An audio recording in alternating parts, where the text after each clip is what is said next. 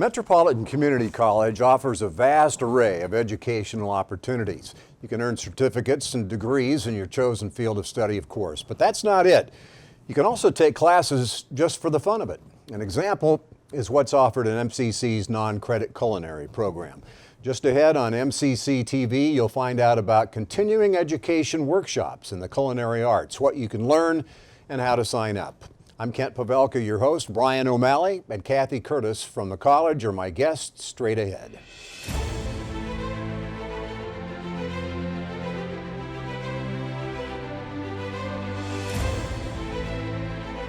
Brian, Cathy, this is going to be a good one. I appreciate you guys being here. Of course. Happy to be here. I love culinary arts, and as I said, we can talk about the fun part of it, which would be the continuing education. That's what we're going to focus on. But just maybe a minute or two on, before we jump into that, about the credit and the degree programs that are available first. Of course, we have two associate's degrees at the Institute for the Culinary Arts, one in Culinary Arts and Management and one in Hospitality and Restaurant Leadership. So a whole array of students that are seeking to become industry professionals in the restaurant, food service, hospitality world come through our degree-seeking programs in baking and pastry or culinary arts or entrepreneurship or food and event management. Those are our 4 tracks, seeking one of those degrees. And that prepares them for a life in the field and really gives them a chance to grow leaps and bounds while they're coming through school. So, tell me about the title, though, of, I mean, you marry culinary arts, hospitality, and horticulture, right? Right, all three are with about, us. the So, horticulture part. in addition to the food service-driven side of the program, the horticulture programs are our department as well. Which they do a lot of stuff related to food, but then also the regular things you would think of in horticulture, turf grass management, grounds management, things like that. Beekeeping, things of that nature. So the two really come together on the small market farming side and the culinary arts side, where students that are in horticulture learning to be small market farmers are producing things that are getting used in the operations at the Institute for the Culinary Arts, so through Sage Student Bistro and in some of our non-credit offerings as well. Sage Student Bistro, by the way, is the restaurant that is an extension of everything that we're talking about. The end product maybe is where it's presented. And we're happy that we get to see you there for lunch once in a Yeah. while. So. Were you open today? We'll talk about it in a minute, but our kids' camp was running it today. Okay, so. well, I should have come over. Yeah. I had to eat. Okay, continuing education, as I said, the fun part, because this is non-credit, right? It is. What are we talking about here? I know you just got a variety of things, and they're like areas, open kitchen workshops, open kitchen team creativity workshops, open kitchen studios, open kitchen travel. Let's maybe take each one at a time. Sure. What's the open kitchen workshop? So open kitchen workshops are really our kind of classic first pass that we took at offering non-credit culinary classes. They're generally 3-hour workshops, and they are usually on a specific subject matter. That we have an open kitchen workshop that focuses just on knife skills, that you come and you spend 3 hours at the board with a knife in your hand with your chef instructor, learning how to get better at using a knife in your kitchen. And that's a really impactful, we call those foundations classes, right? Some of them are just about a skill set. We also have a set of cuisine classes where we have a subject matter expert on Indian cuisine come in. We have one this fall that'll be on chicken tikka masala, that will be that classic preparation of that dish with its variations, how to make the rice that goes with it. Some really good cuisine workshops as well. We also focus in seasonal classes that we'll have a turkey class that we run around Thanksgiving. We'll have holiday hors d'oeuvres that we run over the holidays. So we have lots of different subject matter that we cover in that 3-hour hands-on workshop format. So it occurs to me that someone who just heard that explanation might think, I'd like to do that. You've got, one right after another. How does it work schedule-wise? And well, they're frequent. So 5 years ago, when we were doing this, we were really only offering a few a quarter. Our program's grown in a remarkable way, and now we're offering 2 to 3 every week. We offer some on weekends. We do some on weeknights. We try to vary them a little bit so that for people who weeknights aren't a great option, they can come on a Sunday afternoon and do their courses as well. And so if I miss knife skills, this week. I could take We're it going to 6 run it weeks from now. again Yeah, or some whatever. other time. Yeah, So absolutely. we'll run it again another time, but very few of them are prerequisites from the credit world, right? You don't have to take knife skills before you take Indian cuisine. Correct. They're all one-offs to themselves. And so anyone that's of interest to you, and I would say almost all of the students that take knife skills started somewhere else, that they come and they take a course on Thai cuisine, and through that Realize they have 3-hour bad knife skills. workshop, the student standing next to them that took the knife skills workshop is saying, hey man, you should Sign go up. take You this come take knife this. skills workshop because I'm nervous for your fingers. And so that's really how that gets put together, is that they're all open. There's a few occasions where they're in a series maybe, but Right. for the most part, if it's a Tuesday night and you can take it, come on. Okay, so where's the menu Great. of when the classes are? Great. Sure. You see what he did there, Colin? I see saw what I it. It did was there? nice. I It's liked good. it. It was good. So they're all available on the Metropolitan Community College website. There's a big blue button of one of the 12 buttons on the homepage that says non-credit. And so if you just follow that link, you can select by location. So if you select by location, Institute for the Culinary Arts is one of those options. And so if you select that, that gets you all the offerings we have on the books right now. And For the so- quarter or something? For or? everything that's open. So summer is still on there now. We still have some classes we'll run in summer, but then there's also all the fall offerings are on there now as well. And so everything we have live that's available to book will always be there, and it updates often. And you can because- jump in anytime. Anytime. And we jump in on ourselves too, that we'll add classes even after that original fall schedule's been posted. We will continue as we have instructors available and space available to add more sections. We're discovering we can't really do that fast enough. We're not really at our peak capacity yet, and so we just keep trying to offer more of them whenever we can. And all these at the Fort Omaha campus, of course. Correct. Mm-hmm. So mccneb.edu and then non-credit. Yep. And then culinary arts. Yep, got it. Yep, absolutely. And then there will also be the mailer that goes out about mid-August for, it's the middle of every quarter for the next quarter is when that mailer will go out that will have all the class listed for continuing education. I just think there's just probably a ton of people out there who Tons. are not aware that this is an Well, opportunity. it's an awareness. I mean, people have been doing classes like this for a long time. The thing that is so cool about the Open Kitchen Workshop program is that it's the style of learning that is right out of the professional program. That we're not just saying, hey, here's this person that knows how to make great lasagna, let's have them teach a class. We're taking the way professional chefs are trained, and we've distilled it into shorter lessons that are then available to anybody. applicable to maybe other recipes or whatever. Absolutely. Not just that night or Absolutely. that day. For sure. And so you're not just learning a cool dish, you're learning the professional approach to the execution of that dish through the same methods that we've used in the credit program for years to their own success. So like you learn why you're doing something or Yep.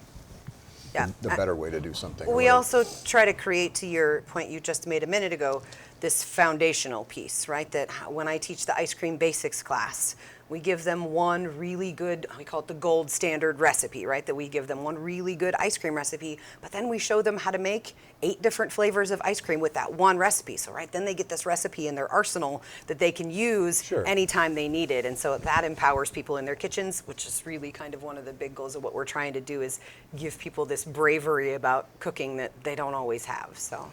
Yeah, I mean, that's an impediment. By the It way. is. I mean, I end up doing the same things over and over and over because I don't know what else would I do except get a cookbook out or something. You know, I got to get out. I got to get. What do you think would be the best first class to take, or is there a best first class? That's a hard question. It is hard. Knife skills is always a great place to start because it's a very simple class structure. But I also think that sometimes the cuisine classes are less intimidating because they're focused more in the cuisine sometimes than the methodology, right? And so sometimes that first in to come and just take the Indian cuisine class where you're absolutely going to do some hands-on cooking, but the focus becomes more about the cuisine itself and learning and understanding what the spices are about and what the cookery methods are about in general, right? Those pieces are less intimidating for people, I think, when they very first want to start So out maybe doing knife classes. skills, the second one. Knife skills is a good second one. Yeah. I see a lot of people start with a partner. That Yeah, it's somebody that's maybe taken it before or just has always been interested, and they take, I mean, it's a workout buddy, right? Yeah, You get yeah. somebody Right. that'll go with you, Yep. and that gets you over that hump, and then you're both in there, and then they split up and go chase down all the fun stuff they wanted to do on their own, but it's a cool, it's a really neat dynamic teaching environment. Excuse me. And it's very common that people come together, that mothers and daughters come together, couples come for date nights, sisters come together in groups of 4. You bet. It makes it a lot easier to walk into that room when you've got somebody with you. Sounds like fun. You Yeah. know, I would assume it is, and then It you is. see people come back. Yep. Absolutely. After they figure it out. We do. Continuing education, non-credit culinary workshops. Well, the non-credit program in culinary. What's the Open Kitchen Team Creativity Workshop? So it's a different track on the same road. It is a set of workshops that, is that right? We'll get there. All right, good. wrote 'em. So our team creativity workshops are ones that we built for professional development, but not for professionals in our industry. Meaning, That these are for groups who are on teams in businesses for insurance companies or other businesses in the community, but are not so culinary this is the part professionals. about I own a business and my team is not dysfunctional, and here's Sure. a way to build teamwork. In my industry, it really doesn't have anything to do with cooking, but I'll learn it through cooking. Absolutely. Yeah. So I read a report several years ago that claimed an incredibly high percentage of the CEOs on the Forbes 100 had restaurant and food service experience. And so like 70% of CEOs in the Forbes 100. Really? And in interview with some of them, the article ferreted out that there were lessons that they got being the dishwasher at a joint or a server or a bartender or as they're going through, Wharton and Yale Business, Harvard Business School, fine, but there were these endurable lessons from the food service world that they took all the way up the corporate ladder. So that got us thinking, well, wait a minute, shouldn't we be providing this vehicle for those teams to come get on? Because if you make it to junior partner at a law firm and you haven't been a bartender, you're not going to go take a job washing dishes, tending bars, Right. waiting tables, cooking, Right. doing any of those things. So this is a way to pack some of those lessons through kind of real reflective practice. Now, when you do into that. when these people are in the class, do you tell them now this is a team, or do they just by osmosis kind of pick up those skills, or do you say, now that was a lesson in X? We talked through it pretty specifically, right? Yeah. And we have a set of workshops that all focus on different things. That one is about teamwork and communication. One is about mindfulness and right? And so they come in knowing that this is going to be their focus today. We talk through what our objectives are, what we want them to get out of it on the other side, and then we use some pretty traditional classroom methods that there's evaluation forms they do on each other and themselves at the end that helps them discover if they really got what we wanted them to get out of it. It's incredible. So in other words, the route to nirvana is through cooking, I would agree. I think right? so. I'm pretty sure. through all At least through eating, all yeah. knowledge. No, seriously. If you were to boil it down to what are just the 2 or 3 things that you're talking about as far as what they learn, what are they? Decision making under pressure can happen in our environment better, faster than it gets to happen in most environments, right? That the sheer number of decisions you have to make from starting dinner to dinner making the table is immense. It's one of the reasons it's scary for people. So that decision making and communication structure gets to happen with such repetition. Under the gun. Under the gun. Right. That we really started doing this project when leadership development programs came to us and said, you'll be better at delivering that because you'll get to that team will have to make 50 decisions in an hour. Mm-hmm. And so if we teach them how to make decisions and then you give them an environment where they got to make 50 decisions, well, now we can measure how well we're doing. I like that. It's enormous. That, and then attention to how you measure the quality of things. The great benefit of being a professional cook is that you foster your own senses, right? Your own ability to bear in sensory input and then use those sensory inputs to make decisions about how to move forward. One of the coolest things, we just had one of these sessions this morning before we came here, and one of the guys who's in a leadership development program at a Fortune 500 company said, well, the first thing we decided to do together when we got to the table was taste. And I said, why? He said, well, we didn't know what we were doing, and so we needed some input. And there it is. Like, that's the nugget, that if you start to learn to seek those inputs, now you don't get to taste the report that comes in the boardroom, Right. but the leaders at that level, when they start to see that the first thing they need to do is seek more information, and that's easy when you're talking about tasting the coleslaw rather than something else, Yeah. Right. then those lessons start to stick, because then they did that once, and then again, and again, and again before the end of the day. So then you know when you're not doing it. Absolutely you Right. do.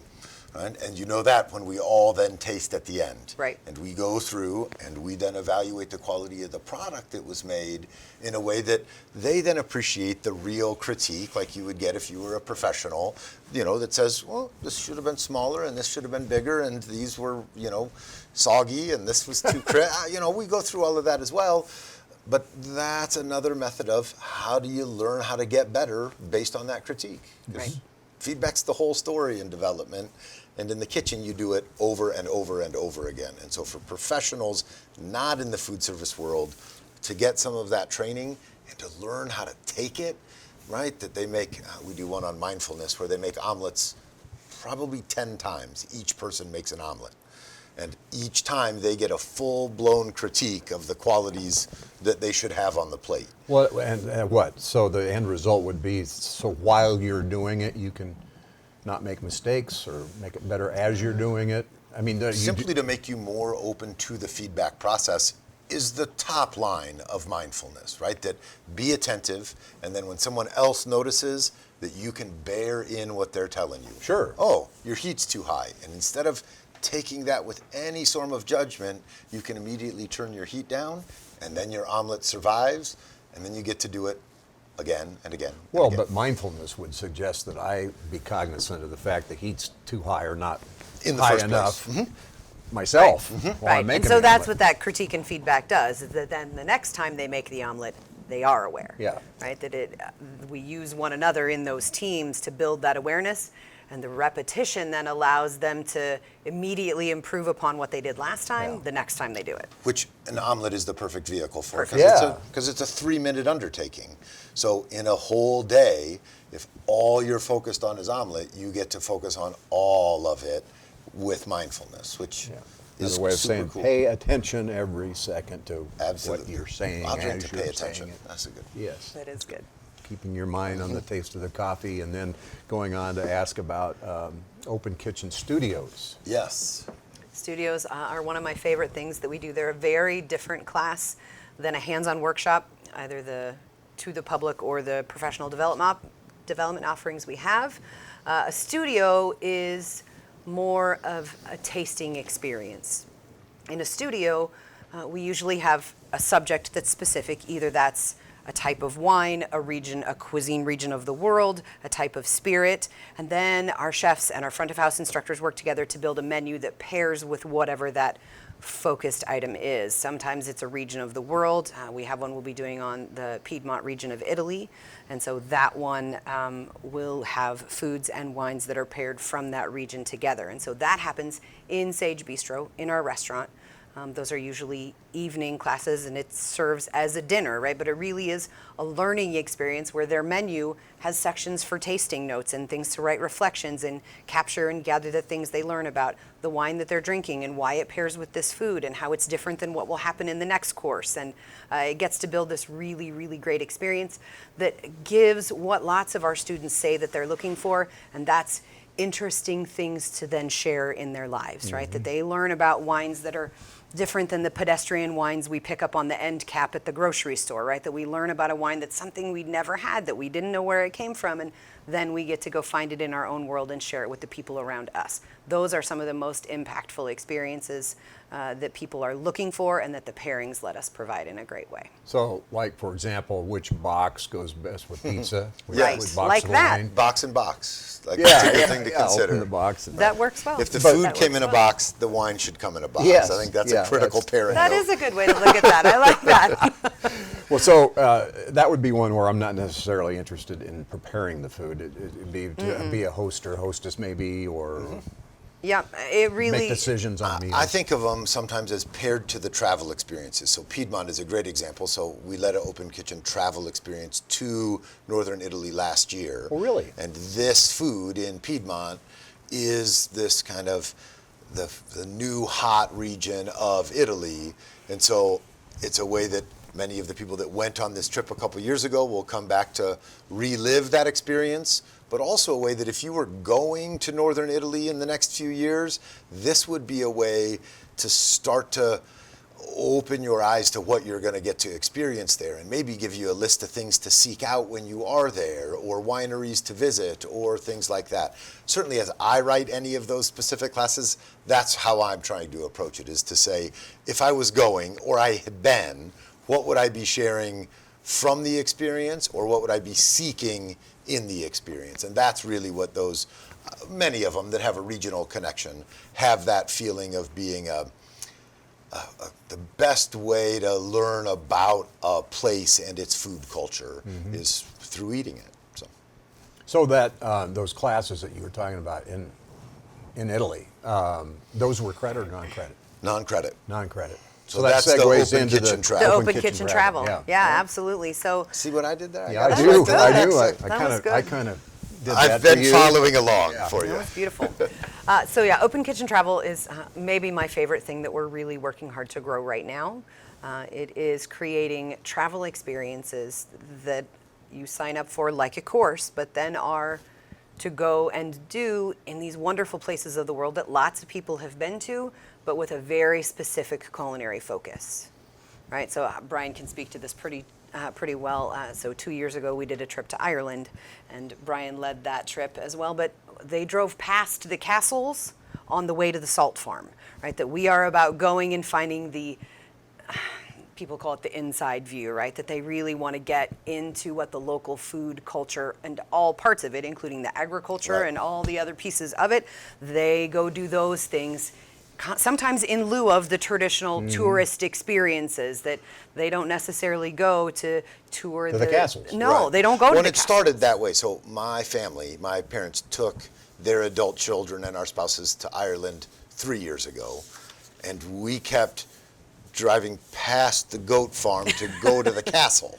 And I Yeah. kept saying, wait a minute. Hey. Yeah. I want to go make cheese. Yeah. And my family was like, God, it'd be terrible if you planned the trip. Yeah. And I sat there stewing. Give it as a you rest, do. Brian. Right. Saying, well, wait a minute. I think that trip, I agree that my family doesn't want to be on that trip. That's okay. But I knew that there would be people that bet. would want to be on that trip. And I knew that we, culinary professionals, have a unique way of being able to connect with each other and producers that change that game. That when a non-industry person makes the phone call to say, we want to learn about mussels in the western fjords of Ireland, well, then the Chamber of Commerce gets on board and they take a tour and somebody talks about the economic impact of mussels. I call the captain of the boat and say, we want to go out and pull up mussels and then we want to cook lunch. And he says, in a brogue, something I can't really understand, but essentially means, sure, dude, we'll do that. Yeah. And so that's then what we do. And it decreases the cost of the trip because this guy's doing it all because we just pulled up all his mussels for free for the day. Yeah. And then we cook our own lunch. Right? So if you go the regular route, you could learn about mussels, but we're standing on a boat in the rain in Western Ireland, pulling up ropes full of mussels, then cleaning them with this guy who's been doing it for 2 generations, and then standing on the shore, building a fire, and cooking mussels open and eating lunch while drinking Guinness. And right? so every one of these trips would be a version of that. A version of A that. version of that. That everywhere we get, we're touching the real thing from there, right? That when we're in Piedmont, we're worrying about the cheese and meat and produce and wine from there. That we're going to the coast in Liguria, which is south of Piedmont, and seeing the tuna come aboard or come ashore, and then learning how they can it, and then learning how to make dishes out of it, then eating the dishes made out of it, then going to restaurants where those dishes are featured. It's a full cultural immersion. For how many through days, food. for example? It varies a little bit. We had. I was a little too excited there. I'm gonna Yeah, have I to know. take- It's all right. Oh, it was great. Italy Sounds was great. the longest. I think Italy was 12 or 12 or 13 13, days. yeah. Wow. Ireland, I think, ran 9 or 10. We're actually working on a trip right now for Cuba that's going to be 6 days. We're actually working on another trip that's going to be with our horticulture faculty that's going to be to Chicago, so that's going to be exciting as well. So Why Chicago for that? there's a great many things that are interesting from a landscape design perspective. There are parks that have forestry design that's remarkably important, and so we've just actually started working on that in the last couple of days, but we're going to get that hopefully on the books for next year to be doing that, so that's exciting too. So I go to mccneb.edu/ or hit the non-credit, Yep. find the culinary, and I'm going to find the menu again Yes. for all of the non-credit classes Right. we talked about, the workshops, the creativity workshops, open kitchen studios, and the travel. Yep. Everything's Absolutely. there. Absolutely. So how many travel? I mean, does that just ad hominem just once in a while? Yeah, or we're one kind or- of once a year right now. We'll hopefully build that bigger by building them smaller. That we'll start getting into 3 days to Santa Fe and 4 days Right. to Napa and doing stuff like that. But that's on the wish list right now. Yep. So you guys just those. decide what you want to do, and then you offer it, and everybody's happy. Or, I mean, how do you choose where you want to go? Or whatever? You're hitting the nail on the head a little bit. That one of the things that we see as the reason people want to go is because they want to go with somebody that's in love with it, excited, and an expert. And so you're right. We find somebody that is already got some expertise, or at least is in love with Southwest American cuisine, and then we foster that in our own faculty by saying, build it, let's do it. And then that person's there with you. And so that expert travels along, and that's really what does it. But you're right, that list right now is mostly places I want to go. So we got to get... Being the dean and all. It's my So, personal list. I know, I got China on there, I want to go to India. Food service on the moon is not taken off yet, but Not I'm yet. in. We'll Whatever shoot for happens. France Well, first, we're and going then back. we'll- We're We know going that. back. Oh, that's exciting. Yeah, eventually. Great. I was just flashing into a dining room table on that picture of the moon landing. Moon landing. Yeah, yeah. Excellent. Okay, what have we not talked about here? I mean, this is just all great stuff. Non-credit, probably at the website, check it out. Yep. And then grab a buddy, talk about it, and sign up, right? Absolutely. So, like, if I go on right now and see something next week, it's cool to do, or If there's a spot, yes, absolutely. segues into my next question. If- How popular is all this? They fill very quickly. Too popular. Yeah, Yeah. we can't actually build or offer them fast enough right now. It that is our we are- biggest complaint is people that didn't get in. Wow. Right. Yeah. Right. So everybody has gotten the word. I mean, that's great. They're very popular. Our kids camps run the same way. Our non-credit college for kids and college for teens programs have very long wait lists in ways that makes me sad because I wish we didn't have any kids on the wait list. But it's great to see that there are so many people seeking those opportunities. It's really at the core of what continuing education seeks to do across the college, and that's to engage learners at all stages of their life, right? That we're You bet. about getting the kids in the classroom, everybody through the middle stages. We have an amazing second half population as well that comes and does classes with us, and that's really what we're excited about, is just staying engaged with those people all the way through their lives. I And would a little get- bit of skill development at any stage of life is good for you. It's good for your health. It's good for your well-being. So It's besides fantastic. knife skills, what are you talking about skill development? Just in various Learning how to areas. jockey a pan, right? Learning how to saute, learning how to use the grill. All of those things serve you well all the way through your life. Absolutely. And I would guess that you even have some people who sample the non-credit stuff who end up as majors. We and do. Degrees and Absolutely. careers, right? We have 3 people in the program right now who started as non-credit students, who devoured everything we had to offer, no pun intended, in the non-credit catalog and said, I want to do more. I want to learn more. I want to be more deeply immersed in it. And they are now in the credit program seeking associate's degrees. And that's exciting, right? So they got a taste of it. Well done. They devoured it. Yeah. I like what you did there, Ken. Yeah. And now they're almost full. Oh, they will be soon. Yes. This is great. Maybe we could do some more shows on each one of these topics, you know? I would 'cause love that. It would take some time to Count us in. really talk about it. Absolutely. You can bring knife skills, you can bring some knives. and Yeah. I'll bring some Band-Aids. Yeah. We'll have you cut and blindfolded by the end of Oh, the my segment, Lord. I That'll be promise. good. Working at a, what do you call them, the Japanese? Oh, yeah, the hibachi. Yeah. Perfect. Yeah, right. I'll use butter knives. That doesn't make it better. Thanks, guys. Absolutely. Thanks so Thanks much, for Ken. having us. Appreciate it very much. Thanks all for being with us on MCCTV. Our goal is to better acquaint you with the mission, leadership, and the reach of the college. I'm Kent Pavelka for Metropolitan Community College.